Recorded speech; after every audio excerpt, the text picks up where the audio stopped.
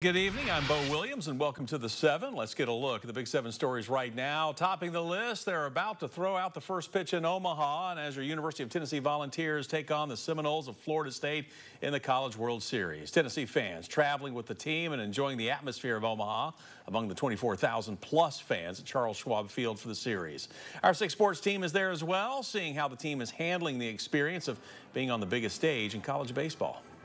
I think it's almost cool how many fans are here. There's not many times in your life you get to play in front of 26,000 people. So it's almost, to me, it almost doesn't make me more nervous or more, amped up. It's a cool atmosphere. So you kind of embrace it and just really enjoy being in it, to me personally. Yeah, I'd say the same thing. This is pretty much why everyone wants to come play here. You're kind of the main event. You get in front of all the people, but come game time, adrenaline gets going. You're pretty much just locked in on the game, and everything else is just outside noise. Big Orange and White Nation pretty pumped up right now for the game back here in Knoxville. Take a look. You're looking at a live picture from Yeehaw Brewing just down the street from us here on Broadway in North Knoxville. They've got the game on the big outdoor screen. You can see right now pretty calm.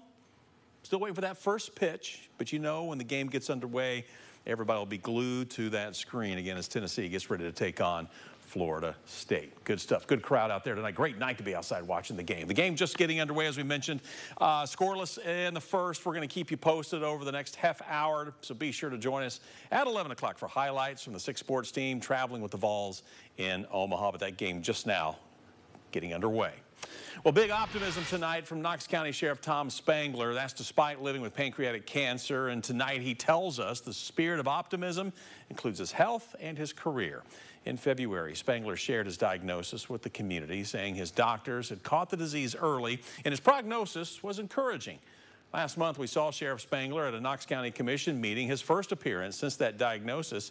The sheriff thanked leaders and the public for reaching out with support, but also asking commissioners to fund a pay raise for deputies beyond what Mayor Glenn Jacobs had requested in his budget proposal. Well, today we had our first opportunity for a one-on-one interview with Sheriff Spangler, revealing that after 7 chemotherapy treatments, his tumor has shrunk to half its previous size. Well, you got two years and 2 months I could lay down. I can't lay down. That's not going to happen, because if I did that, then I would let everybody down within this agency and the people who voted for me out there to say, we want you as a sheriff. So I'm going to be the sheriff, and I'm going to do the job that's required of me to do with a little bit of a speed bump. While he says there are still good and bad days, he feels himself getting stronger. And if he were to offer any advice to those going through a similar situation, the sheriff says to listen to your doctor. Our Big 7 list rolls on to a look at another hiker rescue. This happening up in the Smokies. Tennessee National Guard sharing some of these pictures of a Black Hawk helicopter crew flying in to help out on Wednesday. The emergency happening near Double Spring Gap Shelter in the National Park, just south of Gatlinburg.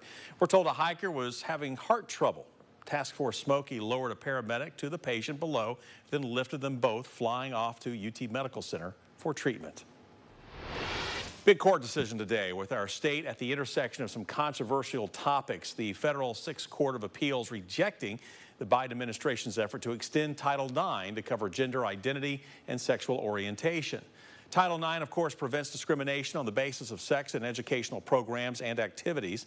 The Biden administration wanted to expand the definition, finalizing the rule in April. By then, 20 states, including Tennessee, had already sued to block the change. That case, at one point, moved through a Knoxville courtroom where the lower court sided with those states. The Education Department appealed, and that appeal has now been rejected. Yesterday, a judge in a similar case put out a similar block in place affecting 4 other states. Big move and a tragic case for you. The dog that we're told bit a 6-week-old infant last month, leading to the child's death, has now been put down. You may remember when we reported the death of Ezra Mansour after several days in the hospital. The child's mother, Chloe Mansour, sharing this picture of Ezra with us, telling us the baby was attacked by their family dog, quote, out of nowhere. Well, the dog has since been in the custody of Young Williams Animal Center under a 10-day bite quarantine that's required by state law. The Knox County Sheriff's Office investigated and ultimately recommended that the shelter humanely euthanize the dog. A Knoxville music venue hoping for a big finale. The Concourse putting on a final round of shows before closing its doors. The exact date has not been announced just yet, but the last concert that has been announced will be on August 16th. On social media, the music venue saying that everything has a season and it eventually comes to an end. The Concourse is located in Northgate Plaza. You know, earlier this week we profiled the largely empty shopping center along Broadway and hopes for a revival there. The East Tennessee Community Design Center seeking public input on creating a vision on what could come to the plaza. 2 public input meetings on June 24th and 25th at the United Way off Hannah Avenue will be held. Well, our Big 7 list wraps up with an airline celebration at McGee-Tyson. Allegiant hosting an event this morning, revealing 3 more destinations for its flights out of Knoxville. You know, today was the first flight from Knoxville to South Bend, Indiana. Nonstop service to Jacksonville, Florida also starting today. And the first St. Louis flight took off yesterday.